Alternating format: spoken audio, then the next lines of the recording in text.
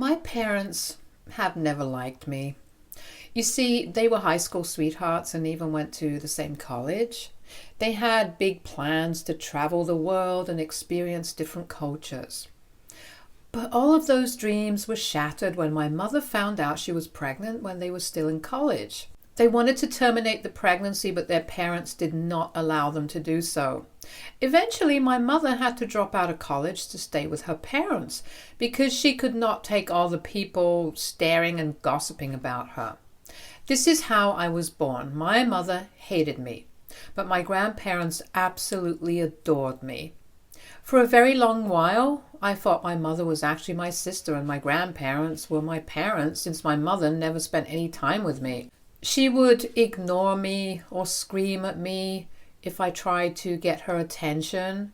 My dad also would never come and see me, so I had no idea that he even existed. My parents were still dating during this time. Now, don't get me wrong, I understand that my parents did not want a child. But I was just a child and I did not understand their hate for me. Nevertheless, my mom's parents and dad's parents would spend time with me, babysit me, treat me well. By the time my dad graduated college, I had started to walk and talk a bit. I guess this is when he started to feel a bit guilty for not being there for me.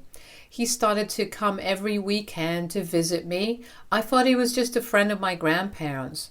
My mother hated seeing my dad spending time with me and would always tell him how it was best just to ignore me.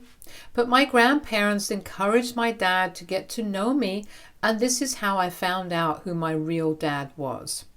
Once he got a job, he proposed to my mom and they moved in together. My dad wanted me to move in with them so they could start taking care of me, but my mom was vehemently against this. My grandparents were getting old and wanted my parents to take responsibility for their own actions. Begrudgingly, my parents stepped up for me, and at the age of 5, I moved in with them. To say I hated living with my parents would be an understatement. It was like all the light and goodness in my life disappeared and was replaced by dark and gloomy clouds. Every day my mother would remind me that I should be thankful for staying at their place, and if I did something wrong, she would kick me out. My dad was working the whole day and would come home late at night. If I wanted to spend time with him, he would tell me how he needed some time alone and would urge me to go to bed, telling me that he didn't have the bandwidth to handle me that day. I went from living with my loving grandparents to living with my parents who absolutely despised me. Now, I was too young to understand why, but I did understand how unwanted I felt at their place. My parents would buy me no toys, no ice creams like every other kid. Sometimes I would go to school without my assignment being completed, so then my teacher would call up my mom to question her about it. My mom would later scream at me that I was a lazy person and that I should take responsibility for my own studies. I was so terrified of my mom that I started to do my own homework as best I could every day after school because I thought doing so would make her accept me eventually. But she never did. My dad didn't care a single penny about what I was doing the whole day or how well I was doing in school and continued to live his life in his own bubble. When I started growing up, I slowly started to understand how different my parents were compared to other kids' parents. I would see other parents drop off their kids, hug them, kiss them, smile at them. I never had any of that. It was like I was living with two strangers, and this made me question if I wasn't the biological kid of my parents, perhaps. I would question my grandparents whenever I went to visit them, and they would assure me that I was very much my parents' child and would tell me that my parents just needed some time to grow up. Meanwhile, my mother would say hurtful things to me whenever she could. She would make fun of my hair, my glasses, my weight, and would tell me things like if she was in high school with me, then she would have bullied me so much, which was just weird to hear. I remember that I've always been allergic to milk, and my grandparents have known this as well, But my mother would refuse to accept that, and one day she forced me to drink milk, telling me how I was just making up my allergies to try to be cool, and how kids her time never had any allergies, which then resulted in me being admitted to the hospital. My mother got shaken up when police officers came to talk to her about the incident, and after that she learned her lesson and never gave me any milk. My dad also yelled at her about it, and she started to cry. My grandparents had rushed to the hospital to be with me, and there was a lot of discussion while I was recovering. After this incident, my parents softened a bit towards me. My mother started to wake me up for school and help me get ready, and my dad would spend time with me in the evenings and tuck me into bed. I don't know what flipped inside them, but they started to treat me like a human. It was weird to see my mom ask me about school, or my dad invited me to watch football games with him. This is how I started to get to know my parents better. I think I was born with a lot of empathy because I didn't hold any resentment for my parents whatsoever. The three of us would go to the beach sometimes on the weekends, which is still one of my favorite memories. I was no longer jealous of the kids in my class because my parents also started to treat me with some love. When I turned 15, I realized that I had a knack for crocheting, which my grandma, Mom's mother, had started to teach me. My grandma had passed away by this time, and my grandma would sometimes crochet and sell her beautiful handmade creations at the local craft fair every year to earn a few $100. The intricate patterns and vibrant colors she used would fascinate me, and I would eagerly absorb every detail of her craft. As I spent more time honing my crocheting skills under her guidance, a deep passion for creating unique and personalized items began to bloom within me. One day, inspired by my grandmother's entrepreneurial spirit, I decided to try my hand at selling my own crocheted creations. With her encouragement, I set up a small booth at the same local craft fair where she showcased her work. The response was overwhelming, and I quickly realized that my passion could also be a source of income. Word spread about my talent, and soon I found myself taking custom orders from classmates, friends, even people in the community. Each piece I crafted told a story, and customers were drawn to the idea of owning something handmade and unique. As my small business grew, so did my skills and creativity. I began experimenting with different yarn textures, colors, patterns, pushing the boundaries of traditional crochet. My creations evolved from simple scarves and blankets to intricate wearables and home decor items. The positive feedback and repeat customers fueled my determination to refine my craft further. When I started to earn significant money, my grandmother suggested that I should have a savings account so I could save this money for college. When I talked with my parents about this, their eyes widened in shock hearing about what I had been earning. Until then, they thought it was just my stupid hobby, but when they realized that I was earning quite well for someone my age, they vehemently refused. My dad threatened to burn all my pieces and told me how he wasn't working so hard to pay for my education for me to waste my time on these stupid things, and my mother told me that I was banned from going to my grandma's place. They demanded that I give them the money I had earned, but when I told them that it was all with grandma, they called her up and started to yell at her.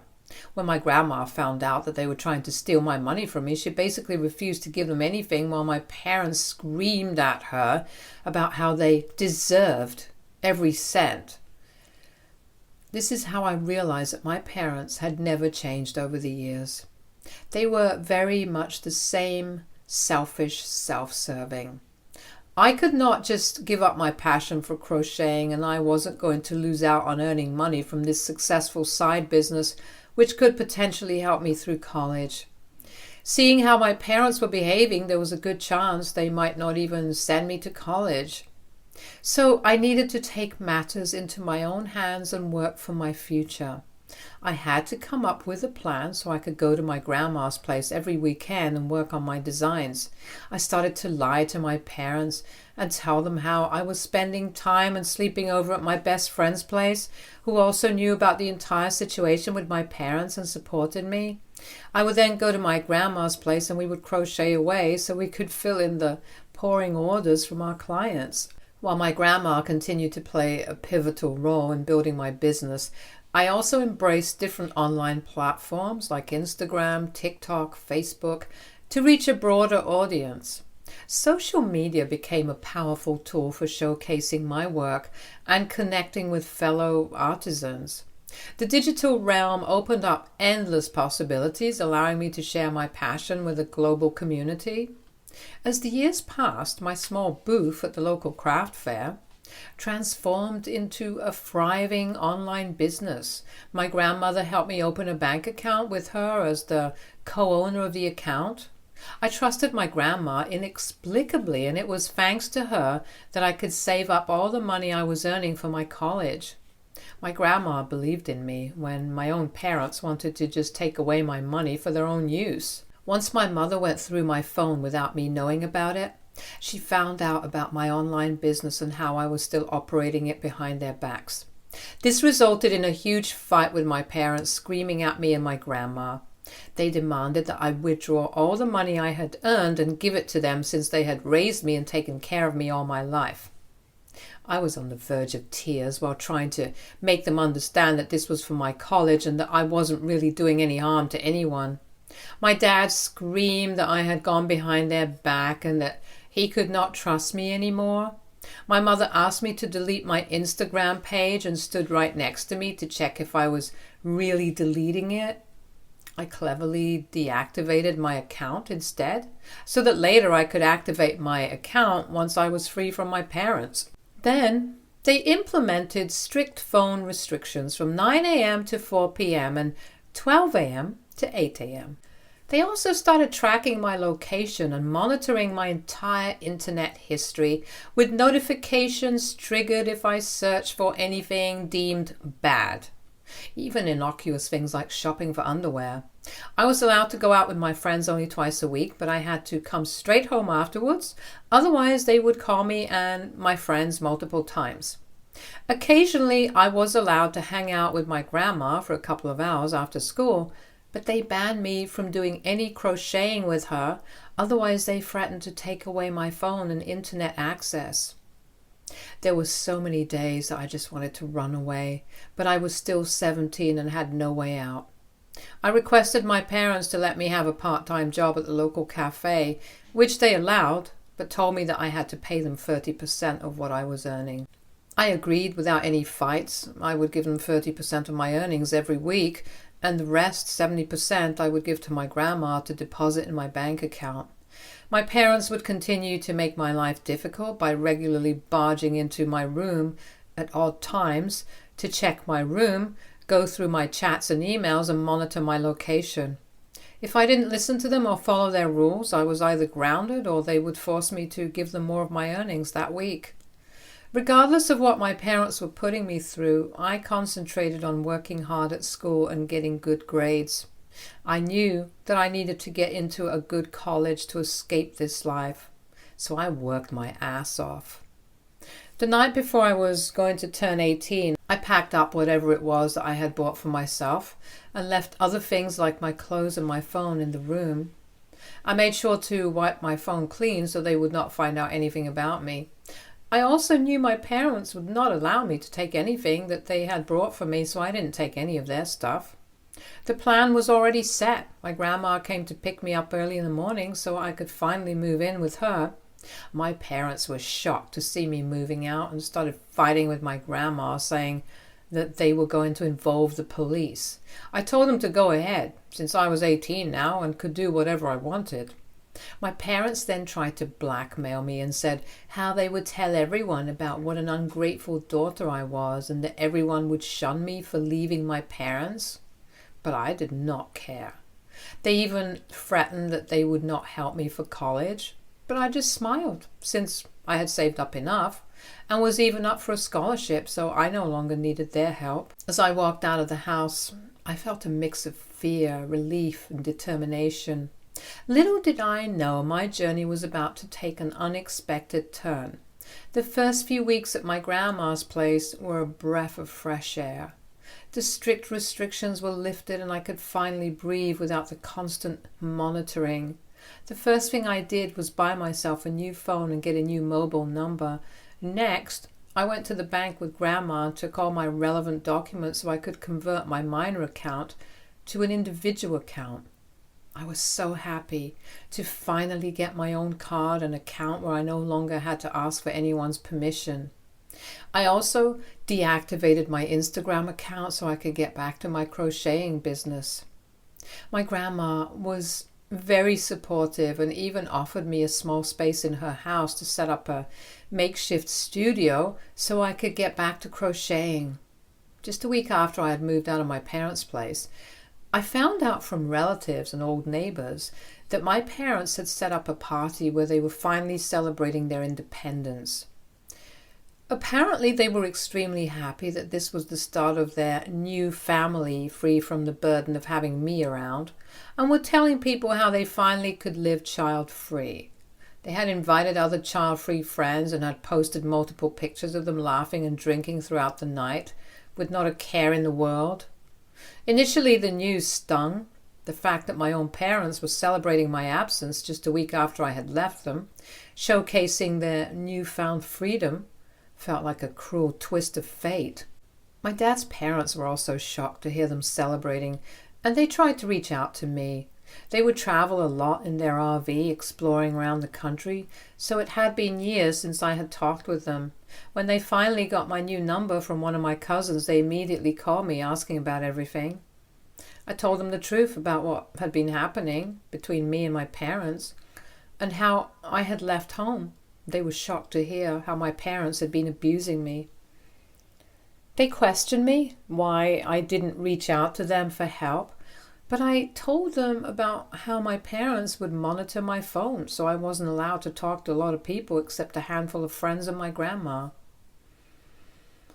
This is when my dad's parents told me about how my parents never wanted me in the first place, but they thought they had changed over the years once I moved in with my parents and begged me to forgive them for not being there for me through all of this. They also talked with my grandma, who told them about the various fights she had with my parents in order to protect me.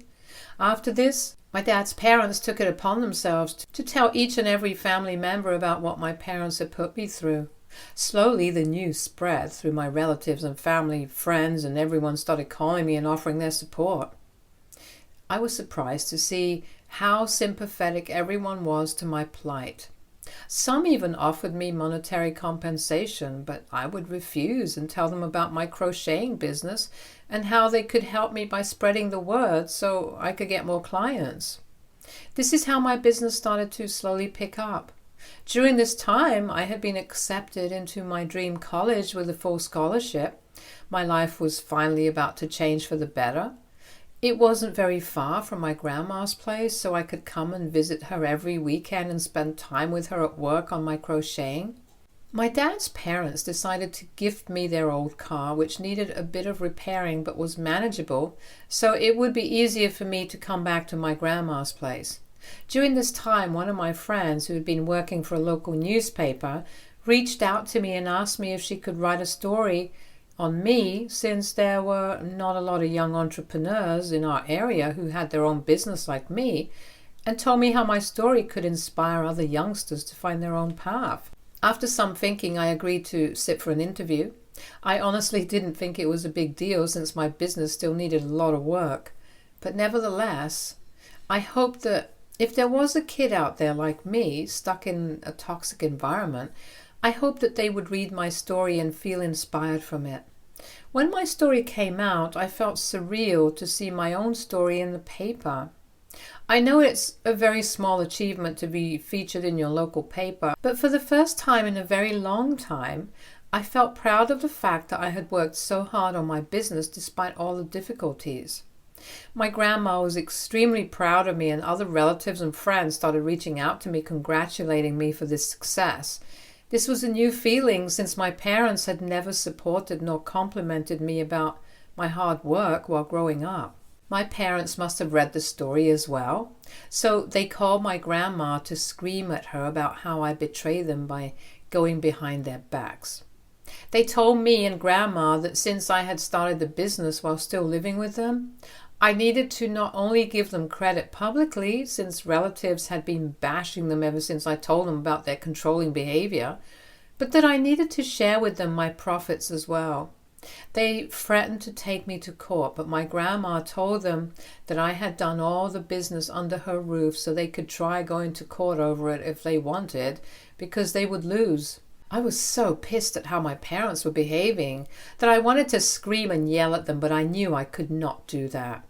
So instead, I organized a small celebration and invited my close family members and friends so we could celebrate the success of my hard work and business. I was, anyways, going away to college, so I felt like I deserved one last hooray with people who genuinely loved me. We had a great time throughout the night. Of course, word got spread to my parents, and I don't know how, but they got my hands on my new number, so they've been texting me about how I'm just an ungrateful daughter and about how they wish they never had me. My dad had even sent a long text about how he spent all his life providing for me, and yet here I was wasting away my money by celebrating with other people. AITA for having a party to celebrate with my loved ones when my parents also had a celebration after I moved out. Update 1. When I posted my story on Reddit, I had no idea it would blow up in just a few days. I've seen my story on TikTok and it scares me that my parents might find out about this. For my sake, please pray that they don't find out anything. Now, as per the comments, I understand that a lot of people want me to block my parents permanently, and I plan on doing exactly that. However, I do want to send them a final email telling them about everything that they put me through so they know exactly what I have been going through. I am not a doormat like some of you have been calling me. I'm just a kid who had extremely toxic parents, and it's difficult for me to drop them. Society always teaches us about how our parents always want the best for us, but no one ever teaches us about what to do when you end up with toxic parents and how to cut them off. I understand if some of you are blaming me for letting my parents walk all over me, but please do understand that I am young and I'm learning slowly to stand up for myself. Update 2. Hi everyone. Thank you to some of the people who've reached out to me with supportive messages and let me know about similar situations they have gone through. Now, as I had updated earlier, I did write an email to my parents. My grandma also helped me pen down my thoughts more clearly. I'm just going to copy and paste the email content here. Dear Mom and Dad, I've spent a considerable amount of time reflecting on our past, present, and the potential future of our relationship. It's with a heavy heart that I've come to the realization that, for my own well-being and growth, I need to sever ties with you both. I have spent my entire childhood yearning for your love and attempting to meet your expectations, but for some reason I was never enough. Over the years, I've worked tirelessly to understand the reasons behind your apparent dislike for me and strived to be accepted into your lives, but you both never accepted me. From the earliest memories when Mom forced me to drink milk despite my allergies, to the times I felt like a stranger in my own home, your actions have shaped my perception of how toxic our family is. Yet, through it all, I held on, hoping for a change, for a connection that never happened, unfortunately. When I found solace and purpose in crocheting, thanks to Grandma's guidance, I thought it might bridge the gap between us. As I built my business, your attempts to undermine and control me only solidified my decision to break free from the toxic environment. Your insistence on claiming a share of my hard-earned money, threatening legal action, and attempting to control my celebrations only further highlighted how toxic you all are for me. I want you to understand that this decision is not an act of revenge or an expression of anger. It's an act of self-preservation, a step towards building a life that is free from toxicity and filled with love and support that every child deserves. I harbor no ill will towards either of you, but I need to prioritize my mental and emotional well-being. I thank you both for pushing me to become independent and for underestimating the potential within me, and I wish you both the best in your future endeavors. I hope you both are finally happy without me. I request that you respect my decision to not further contact. Let us part ways amicably. I won't lie, but I had tears while writing this email to my parents. I know that I should be strong and remember all the bad things they've done to me, but it's so hard to cut off your parents. As children, we are conditioned to love them, and it's difficult to come out of that thinking. After sending the email, I blocked them from everywhere. In a few days, I'll be going away to college, so I'm a bit nervous about it. My grandma and my dad's parents are going to help me move into my new dormitory. I'm excited about meeting new people and having new friends. And to everyone asking, my crocheting business is doing well, and I won't quit it regardless of my college. I love making unique designs, and this is my passion, so I will work hard to manage it with my studies. This is the only update I have for now. Update 3. Wow, it's been 6 months since my last update. I can't believe it's been so long and how different my life is now. First and foremost, I am thriving in college. The classes are challenging, but I'm putting in the effort and maintaining good grades. I know in the long run, despite my crocheting business, I need a college degree to fall back on. I've also made some incredible friends in college. Thanks to them, I even get more orders to crochet. College life has allowed me to explore new horizons and meet different people. It's a refreshing change from the isolation I felt back home. I even have a boyfriend now called Kyle. I mean, it's just been 2 months since we started dating, and we're still getting to know each other. He is a sweet guy, so we will see how this goes. Every weekend, I make it a point to visit my grandma. We've been working from her makeshift studio to fulfill our crochet orders. The business is booming, and the positive response from our clients is overwhelming. It's amazing how pursuing my passion has not only provided financial stability, but also a sense of purpose and fulfillment in my life. As for my parents, it's been a quiet 6 months since my heartfelt email. They haven't attempted to contact me. My grandparents informed me that my parents received a lot of flack from everyone. Hence, they decided to sell everything and move out of the country, likely seeking a fresh start away. I don't know where they are. Truth be told, I don't really care. The fact that they chose to leave without any attempt at reconciliation or even a single apology speaks volumes. I genuinely hope they find happiness wherever they've gone and can pursue the things that they've always wanted to do.